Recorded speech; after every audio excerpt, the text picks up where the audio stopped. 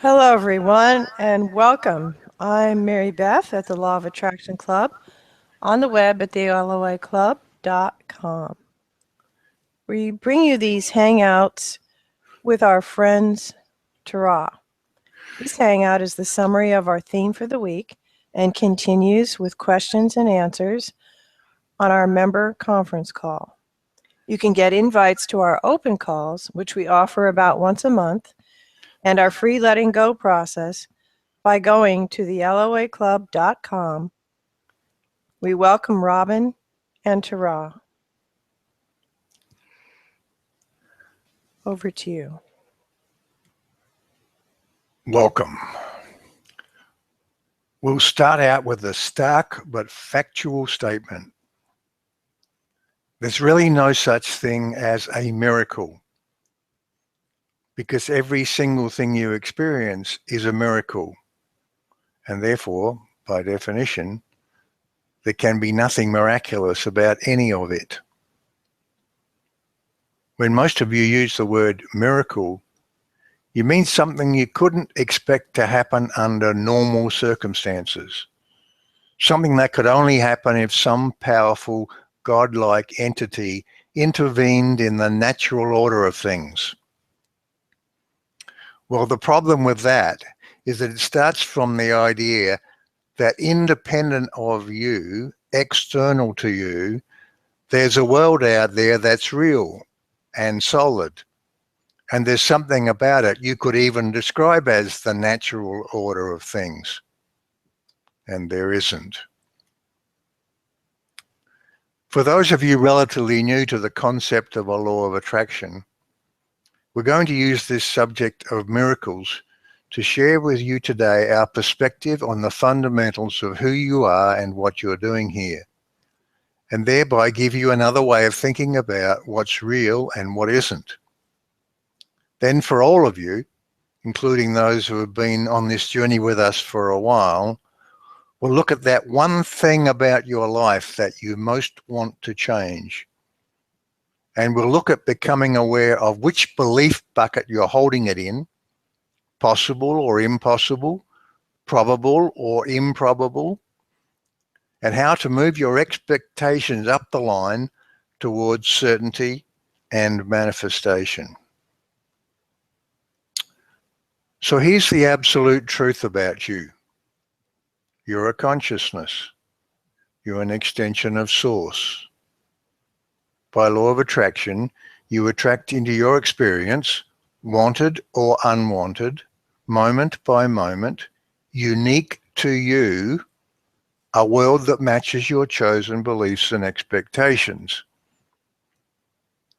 If there are certainties in your expectation tapestry, they will certainly be in your version of the world. Probabilities will be there most of the time. Possibilities will appear some of the time. Improbabilities will appear occasionally. Things that you know are impossible will never exist for you.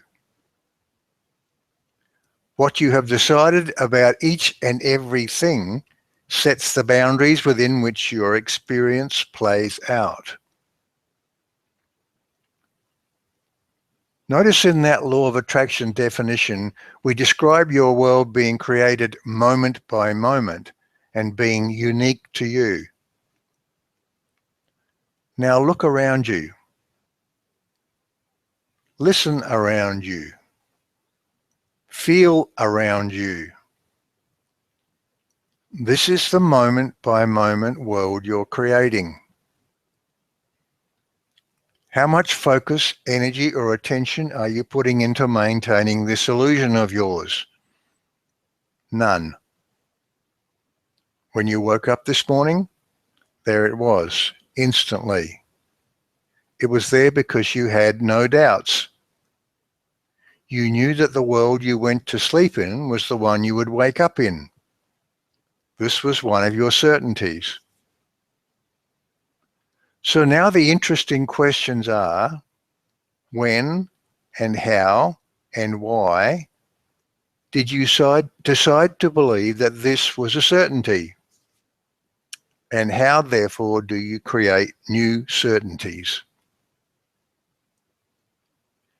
If you see the world as something external to you, as something that is independent of your choices, then your answers will be along the lines of, as you grew up, you experienced what is. You learned about it. You came to understand the way it works, and that's why you believe as you do. You might be thinking to yourself, this is not rocket science. Every rational and reasonable person knows this. It's self-evident. Well, we agree that it's easy to drop into this way of seeing things. But from a broader perspective, it's not at all rational. If you know you're living in one shared world, then you cannot fully know who you are, and you'll never really understand the law of attraction. From our perspective, this is how we see you. In one version of events, the one you think of as your past, because of desires and choices, you began to exist as an individuated being. Then through a million choices, you were born into a version of a space-time virtual reality and had new experiences. Then you made more belief choices. And so through millions more of those choices, the cycle continues. With each new choice, you step into a new version of you, and a new matching version of your context, your world, wraps itself around you. This is the natural order of things. This is the only natural order of things. Here's the way the universe, through Mike Dooley, describes it. In spite of the euphoria you feel upon entering paradise, cloaked in miracles, surrounded by angels, love, and unimaginable beauty, it gradually becomes all you know, commonplace, ordinary, and then, shockingly, invisible. We're talking about life on Earth. What does a fish know about water? Answer, nothing, until it leaves the water and has a new perspective. Can you see what the universe is saying here? You've become so used to being in that water of moment-by-moment creation that you cannot see it for what it is. It's become invisible. Can you see that your what is created by those choices of yours? And of course, it always matches those choices. And so it supports the belief that those were right choices. In other versions of you, you made different choices, and they likewise were right choices. Flat Earth or round Earth, it's always your Earth. And on each version of it, the rational majority will always believe as you do. Your what is reinforces your choices.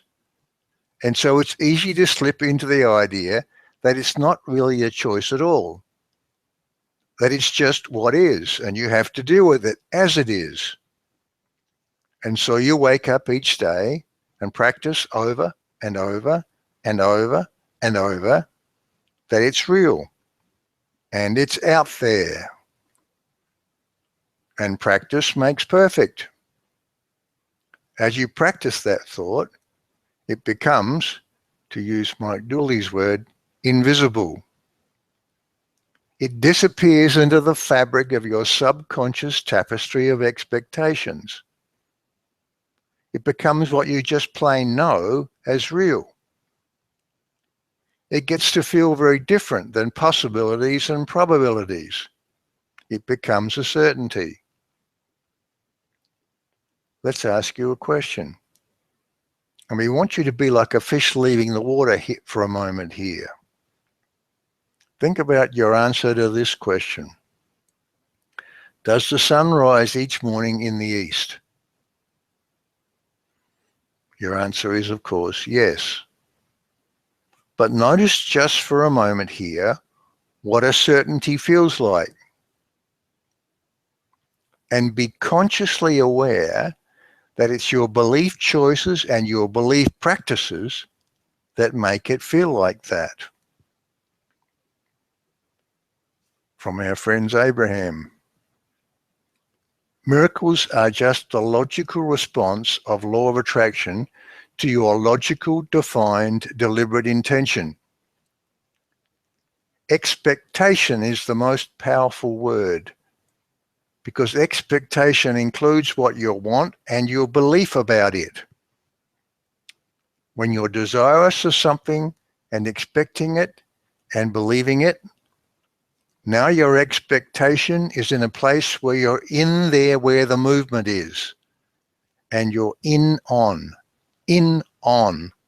the creation. From our friend Bashar. Miracles are not the exception to the rule. They are the natural, true order of things.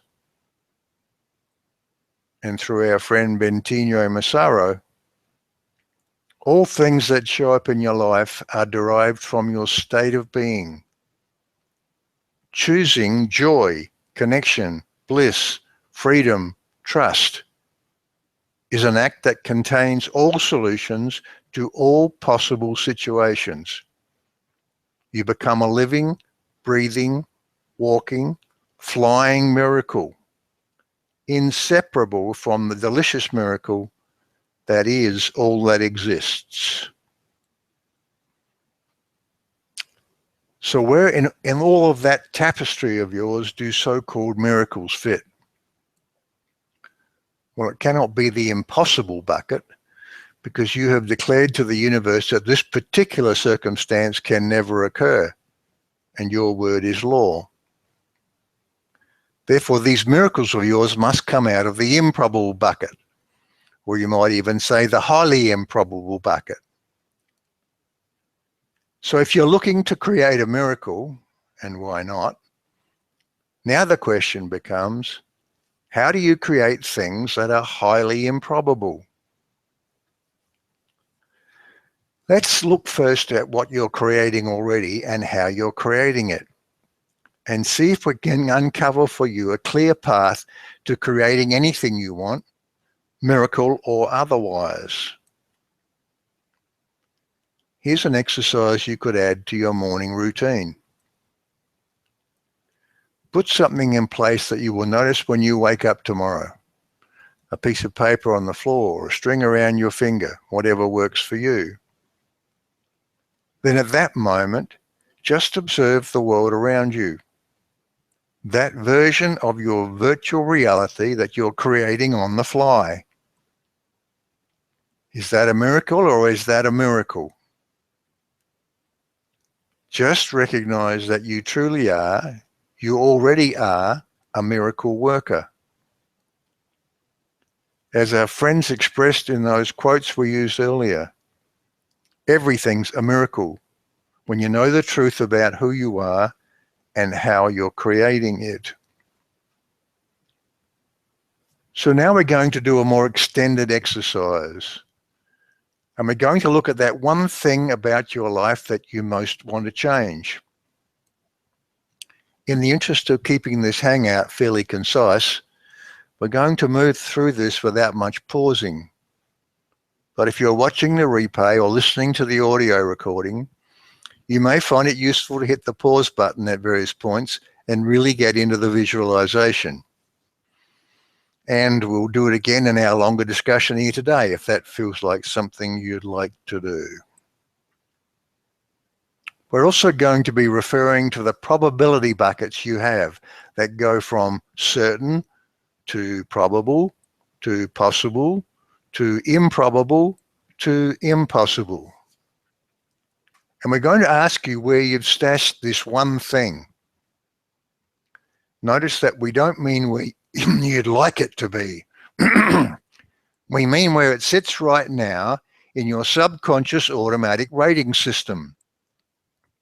For example, when you pick up a catalogue and thumb through it, have you noticed how you flip past the pages where the items are outside of your price range? Well, that flipping is not a conscious decision. It's subconscious.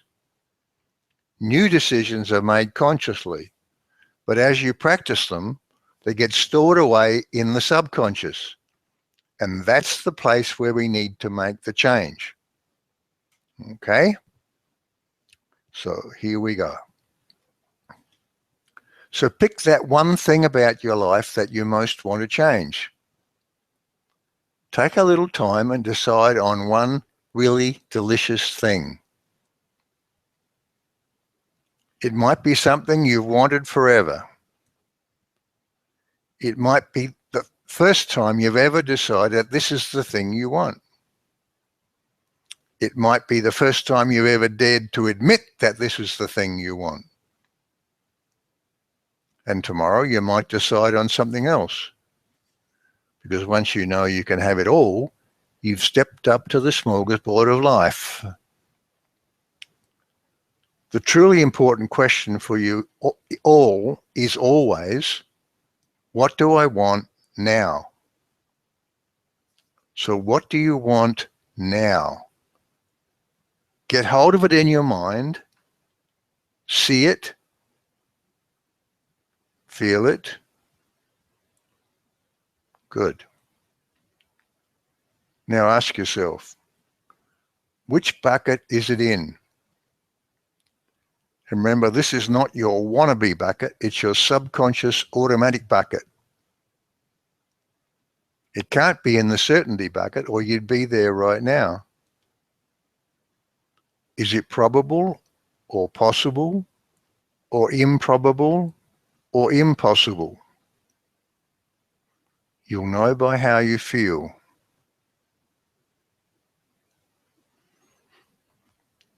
See in your mind those different buckets you've constructed. See which one you've stashed it in.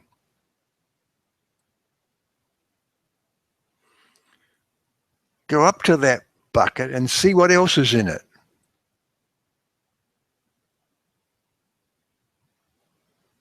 Now say to yourself,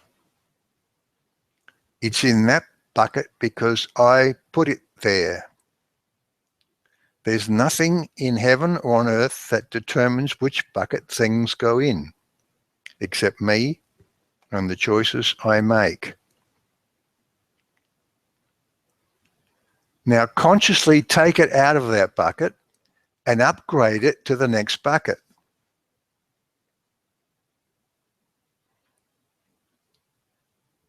Now think about how that feels.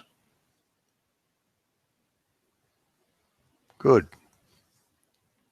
Now here's a question. How do you get to keep it in that new bucket? Here's some hints at the answer. How did it get there in the first place? You chose it. And how did it get locked into that bucket? You practiced it. So, you get to keep it in one bucket or another by practicing the thought of it being that possible or probable or certain. There's no magic pill and there's no Harry Potter magic wand. It's simply a function of committing to think differently and then practicing that new thought.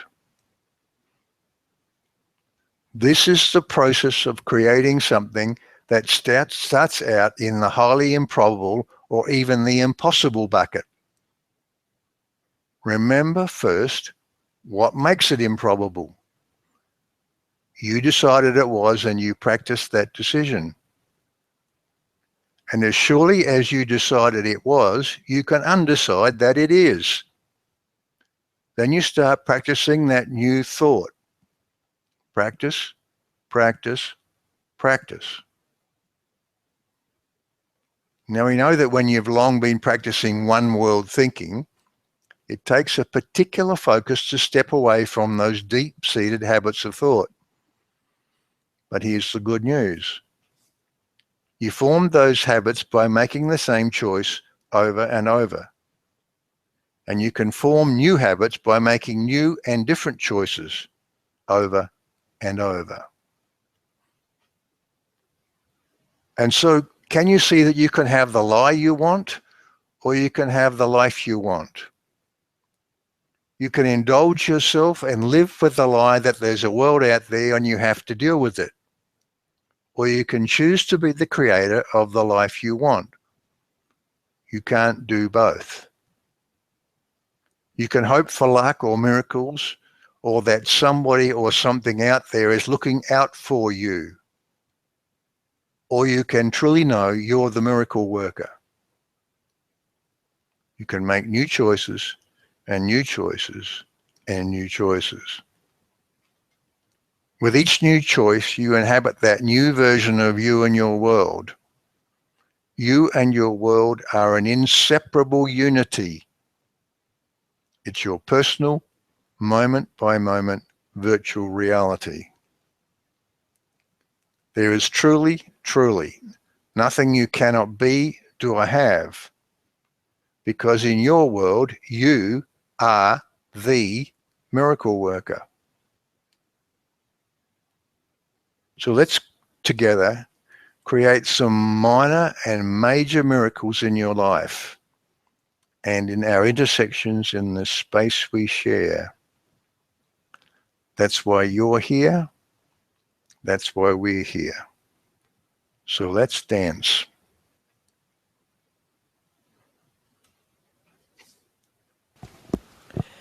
This Hangout on Air was our summary of our theme for the week. We do 3 calls a week on Tuesdays, Thursdays, and Saturdays for our members. You can become a member by joining. You can join our membership by going to the loaclub.com/join.